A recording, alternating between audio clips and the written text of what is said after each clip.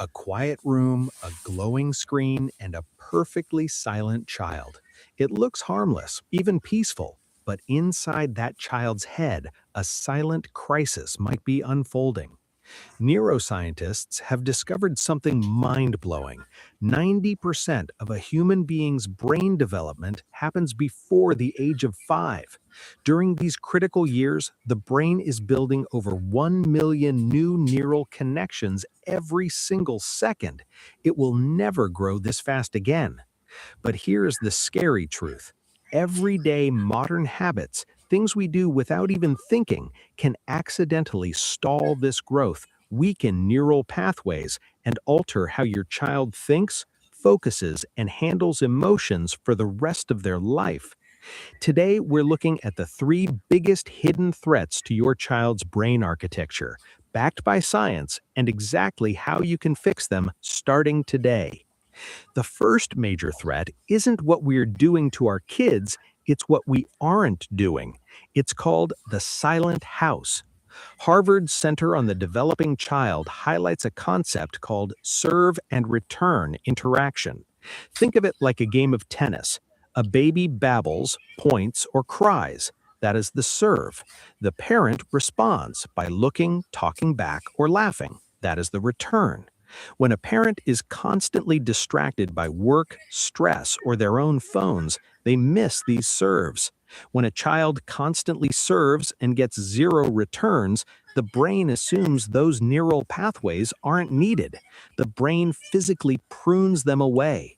This doesn't just delay speech, it fundamentally weakens the emotional and cognitive foundation the child needs for future learning.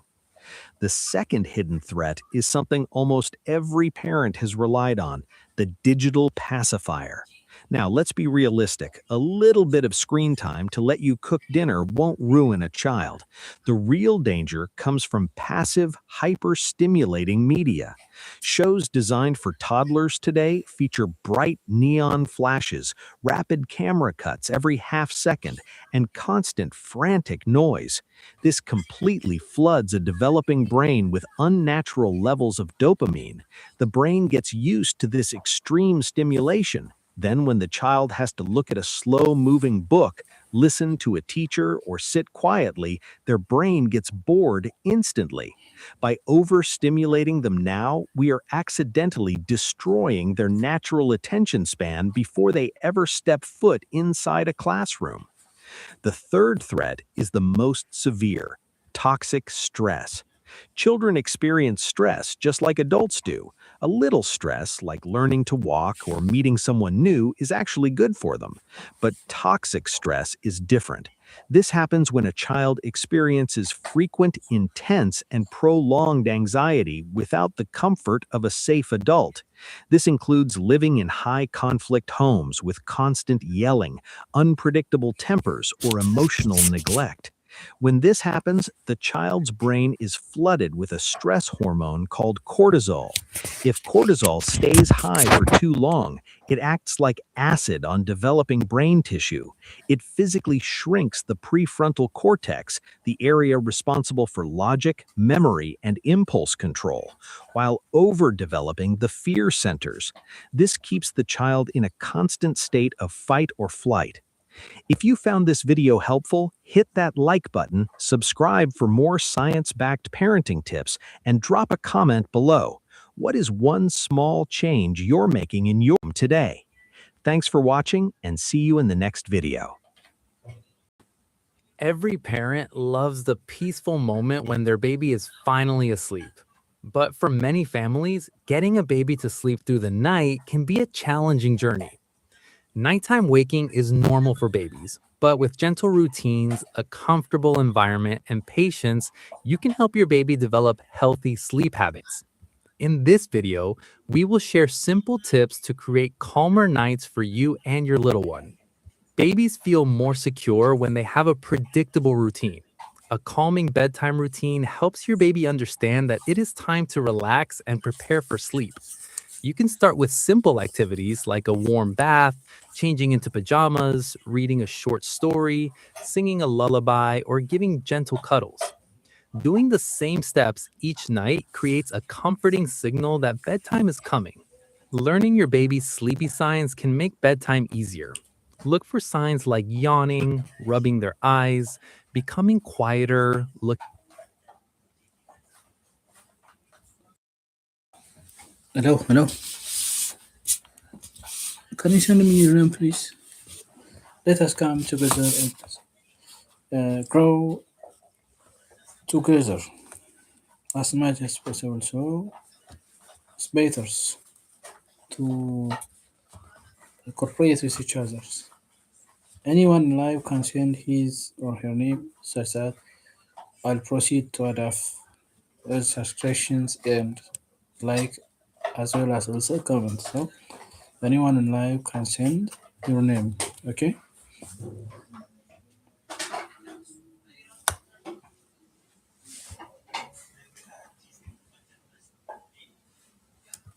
away or getting a little fussy. When you notice these signs, try to put your baby down before they become too tired. An overtired baby may have more difficulty calming down and falling asleep. A peaceful sleep environment can help your baby rest better. Keep the room comfortable, quiet, and softly lit before bedtime. Some families use gentle white noise to create a relaxing background sound. A calm nursery helps your baby understand that nighttime is a time for sleep and rest. Creating a safe sleeping space is one of the most important things you can do for your baby. Always place your baby on their back to sleep. Use a firm mattress and keep the crib free from pillows, loose blankets, and toys. A safe sleep environment gives both parents and babies more peace of mind. Healthy daytime habits can support better nighttime sleep. Make sure your baby gets enough feeding, playtime, and natural daylight during the day. A balanced routine helps your bodies learn the difference between daytime activities and nighttime rest. Babies naturally wake briefly between sleep cycles. Sometimes they may move, make small sounds, or open their eyes before falling back asleep. Giving your baby a little time to settle when appropriate can help them learn ways to feel comfortable and return to sleep. Remember, every baby is different. Some babies sleep longer stretches earlier, while others need more time to develop their own sleep rhythm. Be patient with your baby and yourself. Small, consistent changes can make a big difference over time. Helping your baby sleep through the night is a journey filled with love, learning, and patience. A peaceful routine, a safe environment, and a caring parent are the foundation for healthy sleep habits. If you found these tips helpful, don't forget to like this video, subscribe for more baby care advice, and share your experience in the comments. Thank you for watching, and we wish you and your baby many peaceful nights. El clima de hoy es absolutamente hermoso. Excellent. You got the intonation Videos, light up toys that promise to build brighter brains. Somewhere along the way, we started believing that development is something you have to buy. But there's a quieter finding, one most parents have never heard of, that outperforms almost every product on that shelf. It costs nothing. It takes about 5 minutes a day, and researchers have spent over 20 years studying exactly why it matters so much. It has a name. Most parents have never heard it. It's called Serve and Return. Picture your baby lying on a playmat, morning light coming through the window. She looks up, catches your eye, and lets out a small, soft sound. Just a little ooh, nothing dramatic, but in that moment, her whole nervous system is watching, waiting to see what happens next. If you lean in, smile, and answer, "Oh, I see you, sweet girl," something happens that no toy in the room could ever do. You've closed the loop. That tiny exchange, repeated over and over all day long, is quite literally shaping the wiring of her brain. Researchers at Harvard Center on the Developing Child have spent decades studying this exact pattern, and what they've found flips a common assumption on its head. It isn't the number of words a baby hears that predicts stronger language and thinking skills later on. It's the number of back and forth exchanges they get to have. Not talking near a child, talking with them.